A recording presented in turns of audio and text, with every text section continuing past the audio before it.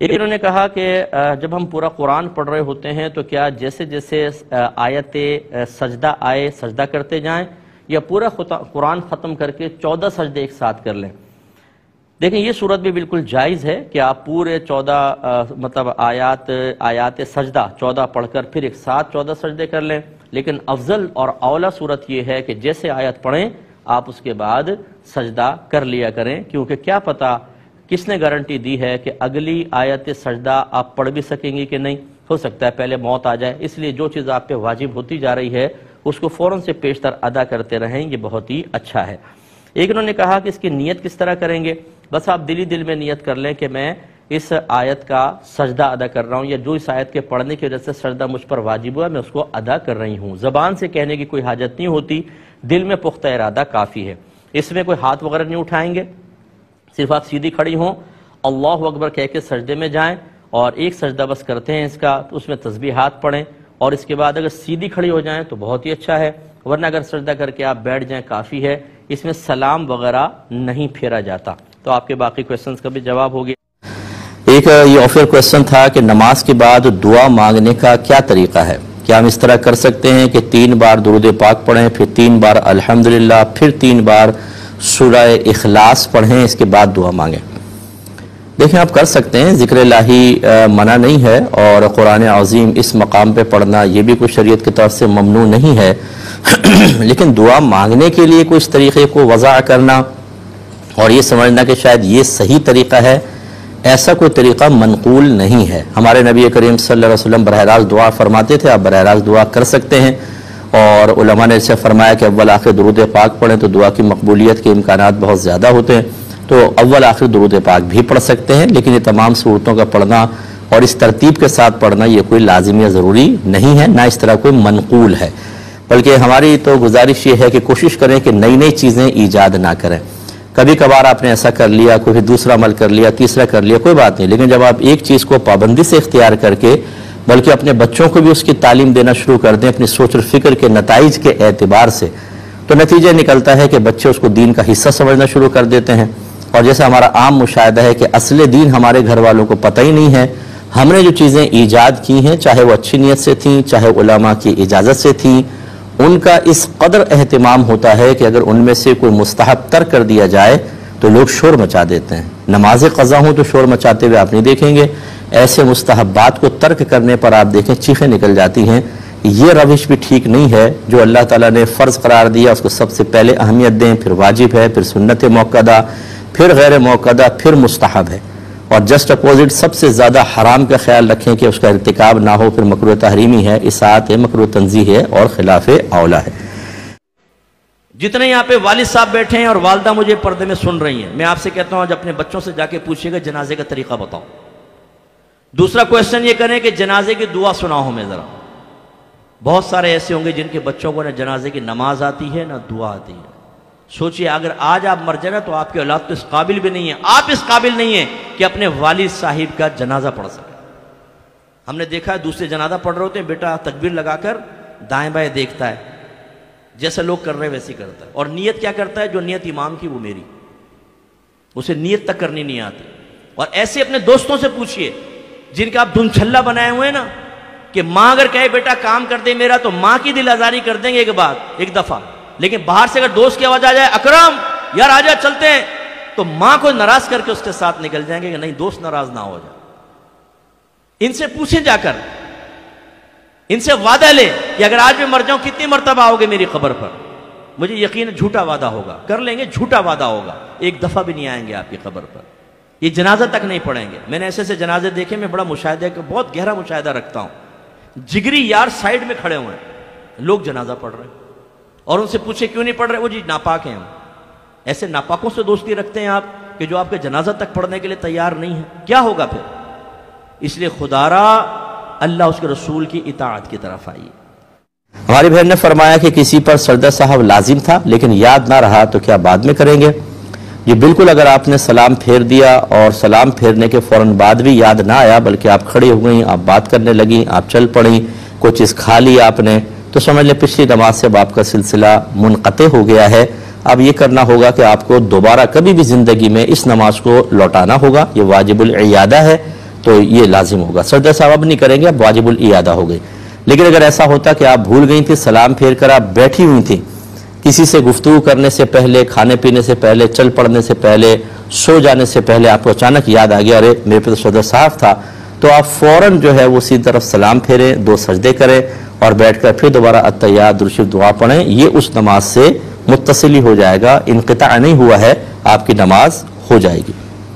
یہ کہتے ہیں کہ ہماری مسجد میں دیوار قبلہ جو ہے اس پر ایسی کالی ٹائلز لگائی گئی ہیں کہ جب ہم نماز پڑھتے ہیں تو ہمیں اپنا عکس اس میں واضح طور پہ نظر آتا ہے, تو کیا ہماری نماز ہو جاتی ہے؟ دیکھیں ویسے مسجد کے اندر خاص طور پر ہر اس چیز کو دور رکھنا چاہیے جس سے نمازیوں کی توجہ بڑھتی ہو.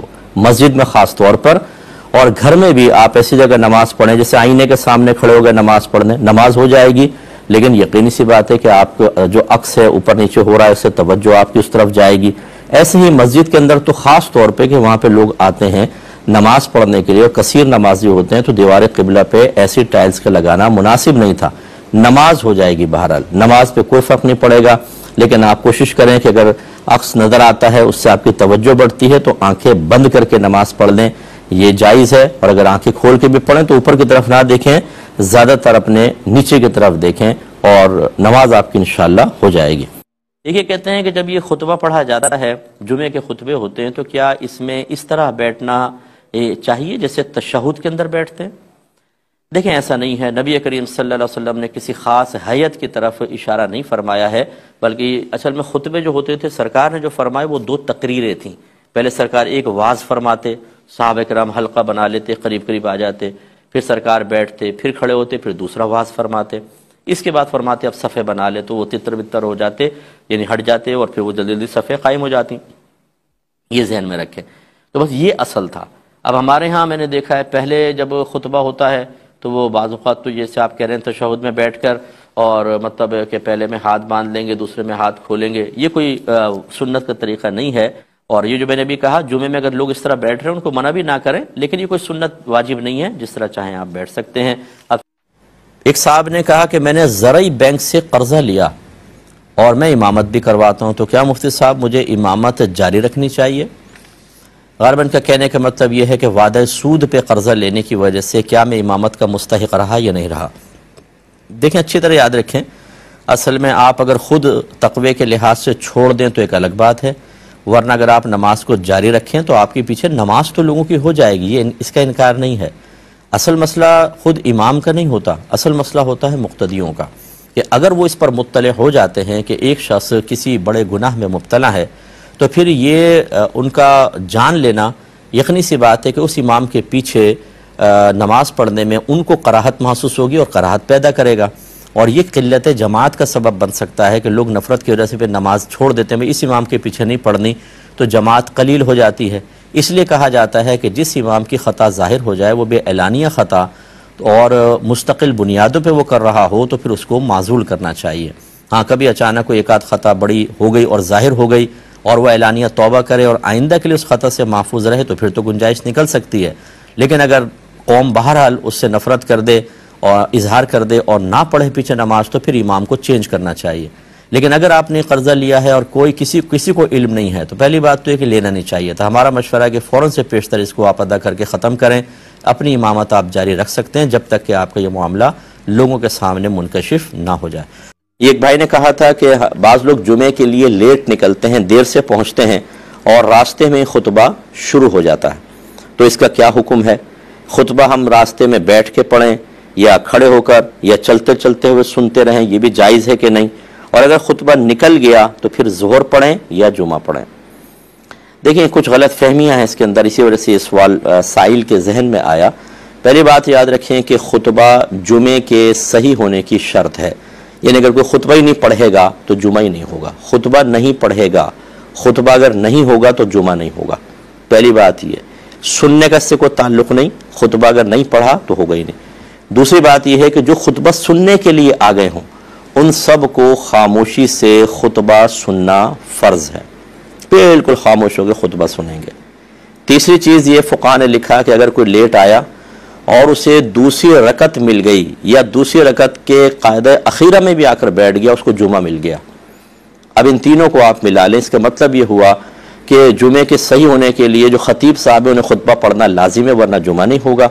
جو آ چکے ہیں ان کے لیے سننا لازم ہے، اس کا مطلب جو راستے میں ہیں ان کے لیے لازم نہیں ہے کہ وہ ٹھہر جائیں، کہیں بیٹھ جائیں، اسپیکر کی آواز پہ سنیں پھر آئیں۔ اگر پہلے ہی ٹھہر جائیں گے آتے آتے پھر آپ کی نماز نکلے گی، ایک آدھ رکعت نکلے گی، اس لیے آپ چلتے رہیں اور مسجد میں پہنچ جائیں، اور جب پہنچ جائیں اور خطبہ ہو رہا ہے تو سکون سے بیٹھ کر سنیں۔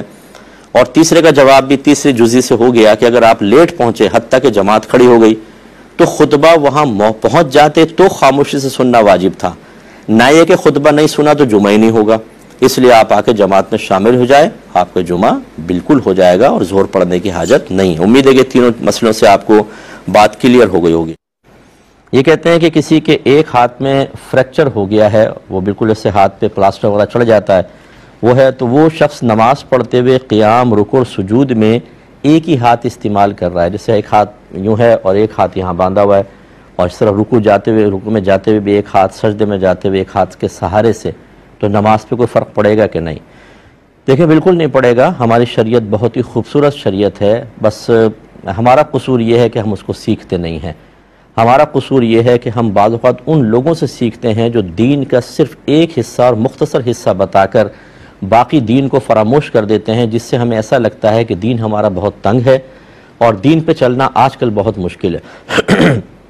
جبکہ اگر آپ نے صحیح دین سیکھا ہو، ہمارا دین اسلام انسان کی ہر مشکل کے وقت میں اس کو رعایت دیتا ہے۔ چنانچہ اس مختصر تمہید کے بعد جواب یہ ہے کہ بالکل آپ ایک ہاتھ استعمال کر سکتے ہیں۔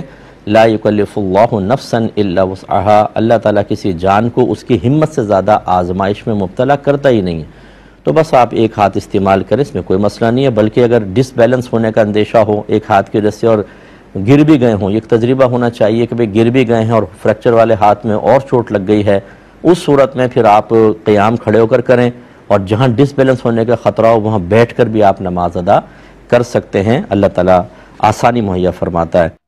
یہ کہتے ہیں کہ جائے نماز پر کیا قرآن پڑھنا شرعاً جائز ہے؟